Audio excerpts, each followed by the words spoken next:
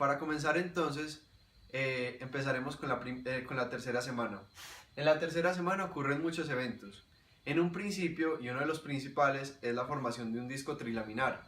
Como sabíamos, veníamos hablando desde primera y segunda semana de un disco bilaminar, que como lo podemos ver aquí, aún se evidencia en un epiblasto e hipoblasto. Sin embargo, este disco bilaminar en la tercera semana cambiará y pasará a ser un disco trilaminar. ¿Cómo ocurre esto? Ya lo veremos.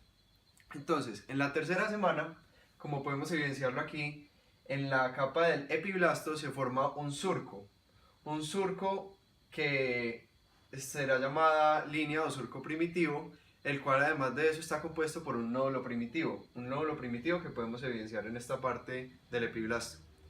Entonces, ¿qué es esto? Este surco se forma a nivel del epiblasto, allí es donde se darán unas proliferaciones mitóticas de las células, las cuales pasarán a formar una capa que se encuentra en un espacio entre ambas, como lo veremos en la siguiente imagen. Entonces aquí podemos evidenciar que las células, tanto del epiblasto como del hipoblasto, están en un constante contacto.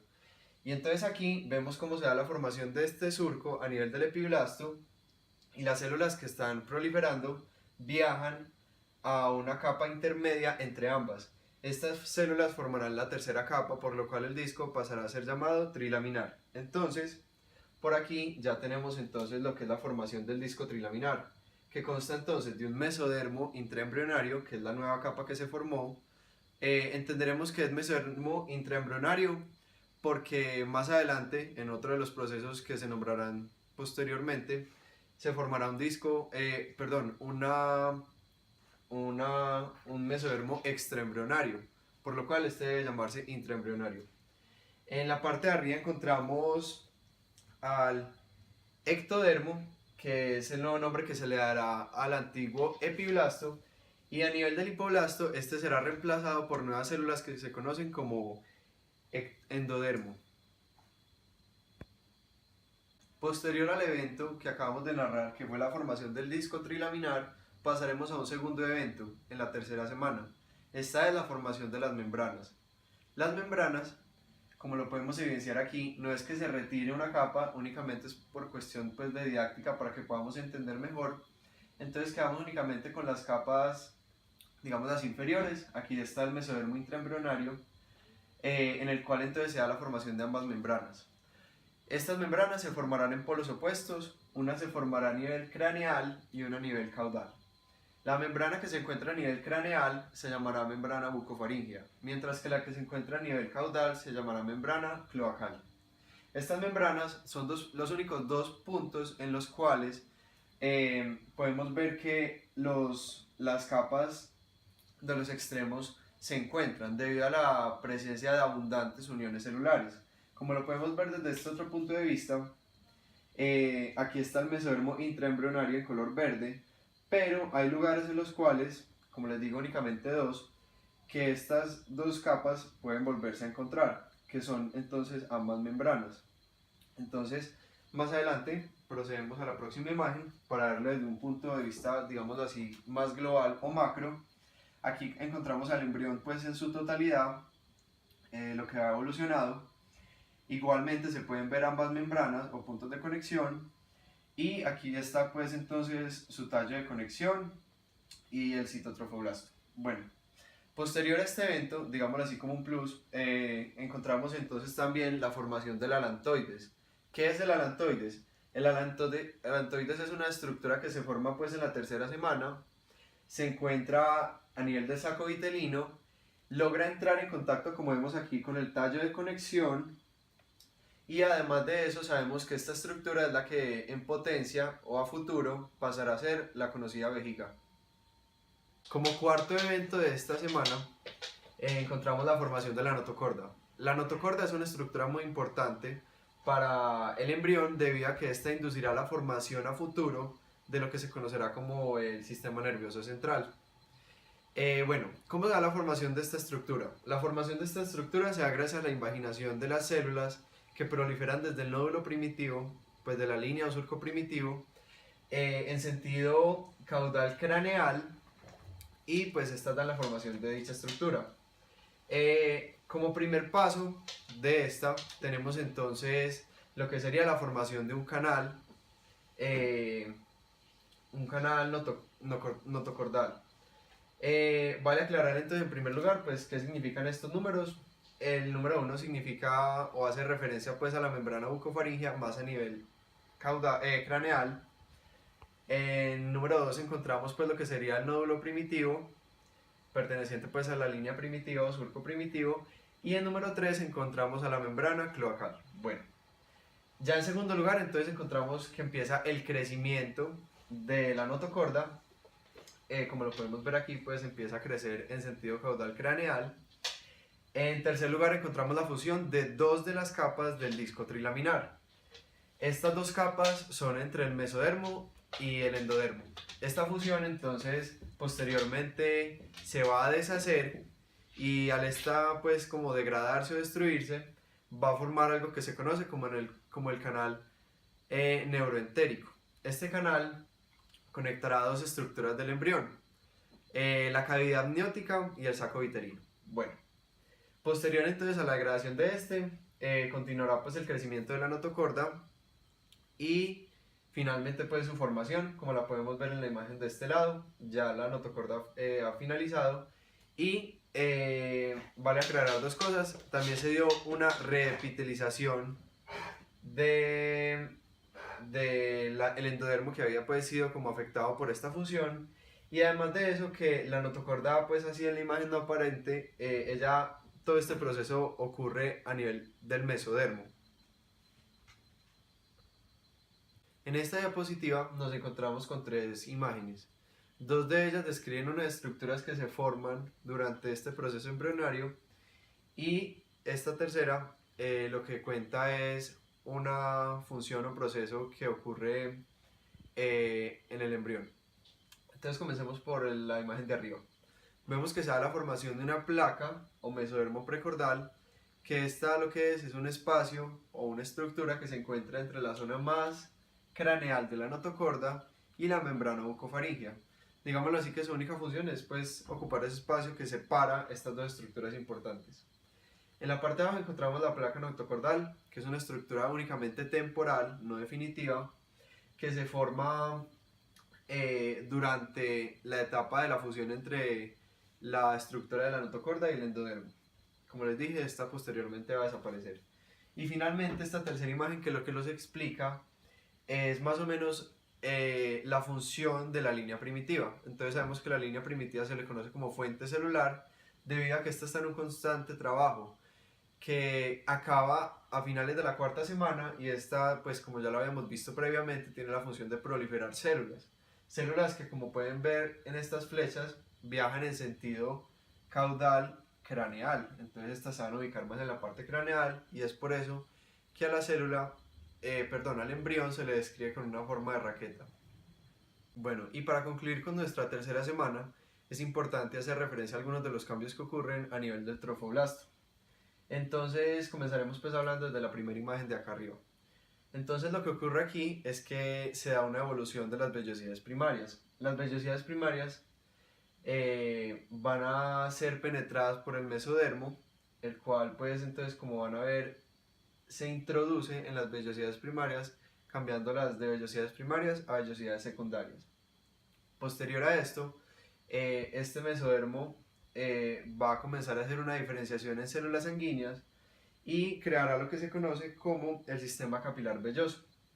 Entonces es por que más adelante al embrión se le va a atribuir pues la capacidad de poder poner a latir su corazón, y es gracias a que estas vellosidades terciarias o definitivas permiten ya el flujo sanguíneo. Y finalmente es importante explicar esta imagen de este lado acá, que explica el concepto de concha citotrofoblástica, que lo que es como podemos ver, pues ya es una vez que las vellosidades terciarias han evolucionado, y lo que ocurre es una proliferación del citotrofoblasto, que es una proliferación continua. Se da alrededor, pues como pueden ver, en forma como de membrana o de barrera de las vellosidades terciarias, y lo que genera, además pues de generar, como les digo, esa barrera o nueva membrana, es unos espacios que se conocen como espacios intervellosos.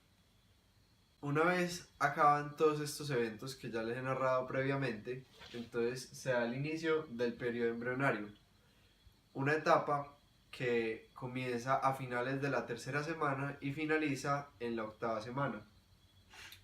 Este proceso se divide en los derivados de las tres capas del disco bilaminar, comenzando entonces por los cambios en la capa del ectodermo. Entonces, en primer lugar ocurre la neurulación. La neurulación es el proceso de formación del sistema nervioso. Entonces, este también tiene una serie de pasos. En primer lugar, ocurre lo que vemos en esta imagen de acá en la diapositiva, y es la formación de la placa neural. La formación de la placa neural, entonces, una vez esta está formando, esta comienza a liberar algo que se conoce como FGF, o también conocido como factor de crecimiento de los fibroblastos. Este factor de crecimiento de los fibroblastos lo que irá a hacer es ser liberado al ectodermo, y una vez es liberado al ectodermo, este comienza a incitarlo para que este cambie su conformación y comience a volverse tejido nervioso. Como segundo paso de este proceso de la neurulación, se va a dar la formación de los pliegues neurales. La formación de los pliegues neurales se da gracias al levantamiento de la placa neural, como lo podemos evidenciar en la foto. Este levantamiento va a tener en sus extremos a una nueva población de células que se conocerá como las células de la cresta neural. Entonces, en la imagen podemos diferenciar este tipo de estructuras que acabo de nombrar. En el color azul oscuro encontramos a lo que serían los pliegues neurales, que son estos levantamientos que se forman de la placa neural. En color morado, en los extremos de este, encontramos entonces lo que serían las células de la cresta neural.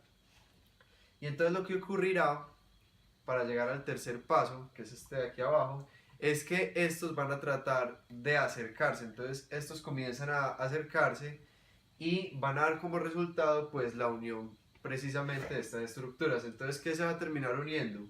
Entonces, el ectodermo en su porción no neural, que es la parte de azul claro, terminará por unirse y no tener nada de porción neural. Por el contrario, lo que eran antes las células de la cresta neural van a terminarse uniendo para formar lo que sería la cresta neural, que es esta estructura que vemos en morado, que posteriormente volverá a dividirse en dos. Y finalmente, lo más importante, y es lo que da pues como nombre al tercer paso del proceso de la neurulación, es la formación del tubo neural. Y para finalizar con el proceso de la neurulación, es importante destacar que este último evento es el más importante de todos, a mi criterio, debido a que este es el que nos va a dar origen o pie a la enfermedad que íbamos a tratar en esta presentación. Entonces, como cuarto y último evento, tenemos la formación o aparición de los neuroporos.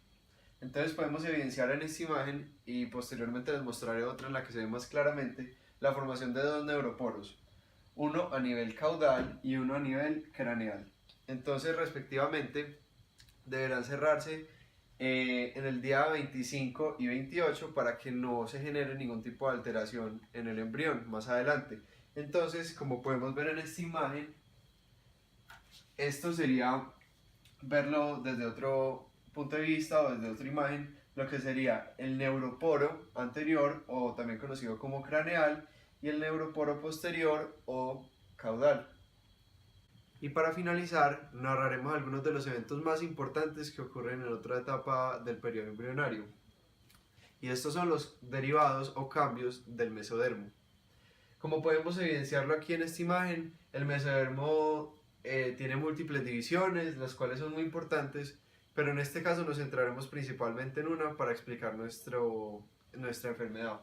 Y esta es el mesodermo interno o paraxial. El mesodermo interno o paraxial, que como lo podemos evidenciar, se encuentra en esta zona de acá, en color verde oscuro. Entonces aquí lo podemos ver de una manera más ampliada. Entonces, sabemos que el mesodermo interno paraxial entonces cuenta con una estructura muy importante, que es una conglomeración de células que se da a nivel craneal caudal. Entonces, como podemos entonces identificar, esta sería la membrana bucofaringea. Esta conglomeración de células se llama somitómeros. Los somitómeros van a comenzar a evolucionar a nivel cuello caudal, debido a que los somitómeros de la zona de la cabeza no van a evolucionar, estos se conservarán como somitómeros.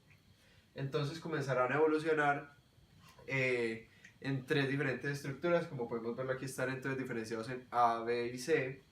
Entonces van a ser los somitómeros, van a evolucionar en una estructura llamada zoomitas, y estas zoomitas se dividen en tres, que son